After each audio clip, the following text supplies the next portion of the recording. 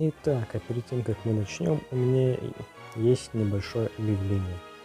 Мне нужна помощь, а именно придумать своего персонажа для видео. Например, как у Наса, Мирби, Добряка, Закатуна, ну и тому подобное. Просто хочется идти вперед и усовершенствовать свой канал, ну и чтобы видео смотрелись поинтереснее, что ли. В общем, если кто-то умеет хорошо рисовать, пишите в комментариях или мне на почту, ссылку оставлю в описании, ну и в комментариях, на всякий случай. Извините, что затянул, мы начинаем. Как я и обещал, в году вышел игра под названием Sonic Unleashed. Если хотите, чтобы я сделал отдельный ролик, пусть на этом ролике наберется 10 лайков, или напишите об этом в комментариях. В общем, первое, о чем я хотел рассказать, так это о начальной катсцене. Она просто охрененная. У меня нет слов. Анимация просто огонь. В дворе был 2008 год. Если сравнить по тем меркам с другими анимациями, например, Pixar или DreamWorks, то эта катсцена на фоне них лично для меня выглядит в 100 раз лучше. Просто респект тому, кто это делал, а не этот Sonic Forces. График там хороший. Угу. Ладно, я что-то отвлекся. Короче, по сюжету Соник прилетел на корабль помешать Эгману и его зловещему плану. Ну, как всегда. Соник сражается с Эгманом, но злодей схватывает синего ежа. Он превращается в Супер Соника. И он вырывается из металлических рук робота Эгмана. Злой гений отступает, но это ненадолго. О нет, что же это? Соник попал в ловушку Эгмана. Эгман, используя силу изумрудов хаоса, заряжает свою пушку и выстреливает в землю. Она раскалывается на несколько кусков, тем самым освобождая Даргаю. Ну и самое главное, Соник превратился в оборотня. И Эгман сбрасывает нашего синего волка. В общем, Соник падает на землю. Интересно, как он не сгорел? Хотя, ладно, неважно. Ну и, наконец-то, появляется название игры. Кстати, интересный факт. Игру изначально хотели назвать не Sonic Unleashed, а Sonic World Adventure. В принципе, если бы такое название ставили, оно бы оправдывало суть игры. Ведь задача воссоединить Землю, а для этого нам надо пройти уровень на каждом континенте и положить изумруд хаоса в храме Гая. То есть у нас тут и вправду мировое приключение. Больше всего мне понравилось в погоне. Это местный Лондон. Про сюжет я еще не закончил. Соник оборотень, но все его зовут Верехок, приземляется на землю. Я бы даже сказал, в землю. Ну а потом Соник знакомится с Чипом, который забыл, кто он такой. А по ходу игры Соник придумывает ему имя Чип. Знакомство персонажей мне напоминает кое-какую сцену из одного известного мультфильма. Слушай, ишачонок, посмотри на меня. Кто я, видишь?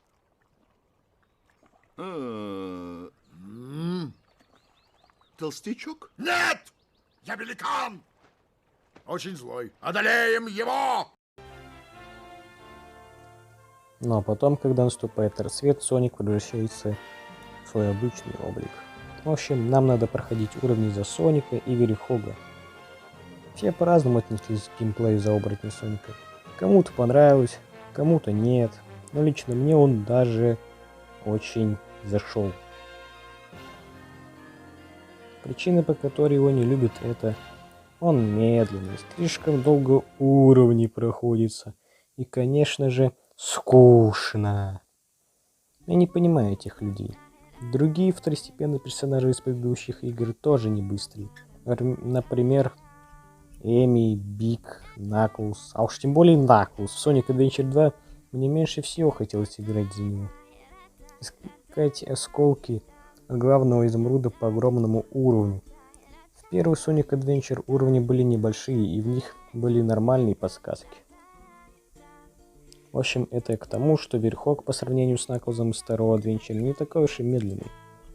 Ну а если говорить про геймплей за обычного Соника, то к нему претензий нет. Кроме одной. А именно я говорю про дрифт.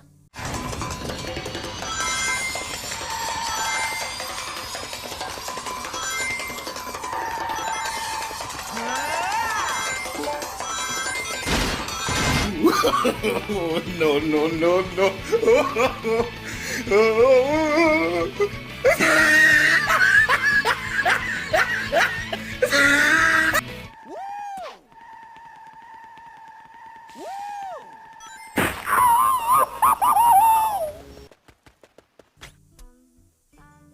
Он здесь очень плохо сделан, зато он хорошо сделан в Sonic Generations. Там он реально хорошо работает. А тут... ну такое. Как я говорил в одном из прошлых роликов, после этой игры многим понравился буст. Ведь когда вы ускоряетесь и бежите на бешеной скорости, уворачиваетесь от всяких препятствий, это просто офигенно. Но с каждой следующей игрой ускоряться становилось все скучнее и скучнее. Уровни становились все меньше и меньше. Все становилось настолько просто, что вы могли просто удерживать одну кнопку и все. В общем, я думаю, что новые игры про Соника надо делать без буста. Sonic Unleashed над уровнями трудились хорошие разработчики. И уровни проходились с трудом. Ладно, что-то я увлекся с рассказом про буст. Итак, сейчас мы поговорим про медальки. О, да, это практически никому не понравилось. Сейчас объясню почему. Я думаю, у каждого, кто играл в эту игру, была ситуация, когда он подходит к панели уровня, чтобы начать его проходить, но игра ему говорит: у тебя недостаточно медалей. Собери определенное количество определенных медалек, чтобы начать проходить уровень. С одной стороны, ничего сложного, скажете вы. Я, в принципе, с вами соглашусь. Все говорят, что надо перепроходить уровни, искать там по полчаса медальки. Я скажу нет, потому что есть варианты попроще. Например, походить по городу, медальки не так уж сложно спрятаны. Также вы можете пройти дополнительные уровни, которые проводятся за 5 минут и собрать 5 медалей. А если хотите перепройти уровень и там найти все медальки, то не обязательно его до конца проходить. Если вы нашли все медали, вы можете выйти и все сохранится. Если вы спросите, для чего эти медали добавили в эту игру, то ответ очень прост. Для того, чтобы вы прошли по всем местам в уровне. Чтобы вы прошли каждый миллиметр в уровне. В принципе, убрав их, ничего особо не поменялось. Но сказать, что их очень трудно найти, я не могу. Они в самых очевидных местах спрятаны.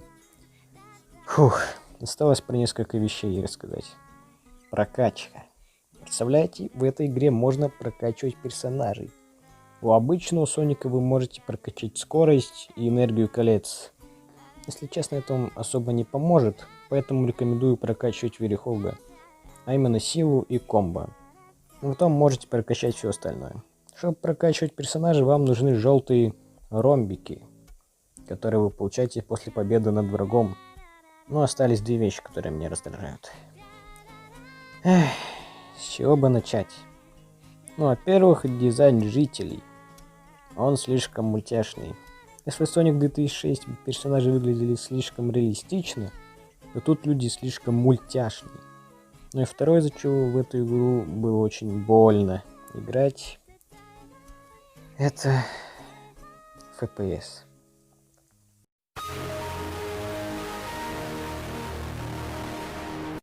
Я вначале думал, у меня консоль старая или что-то в этом духе, но оказывается, это абсолютно у всех. Sonic Team не были бы Sonic Team, если бы что-нибудь не добавили в игру.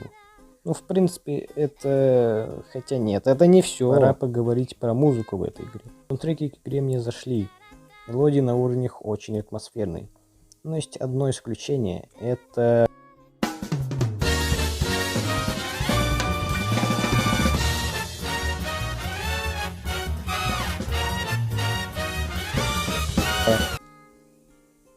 Все, кто играл в эту игру, знают, что это за мелодия. Эта музыка стала мемом. В игре «Играй за Верехога», когда появляются враги, начинается эта мелодия. Ладно, она один или два раза прозвучала.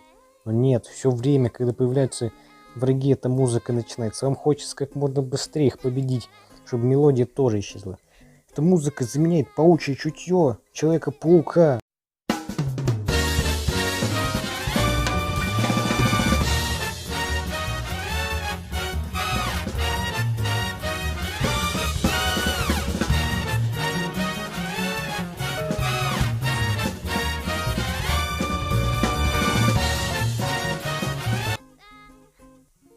Также в этой игре помимо Соника, Чипа и Тейлза есть Эми, которая бесполезная от слова совсем. Да и угадайте, что она делает.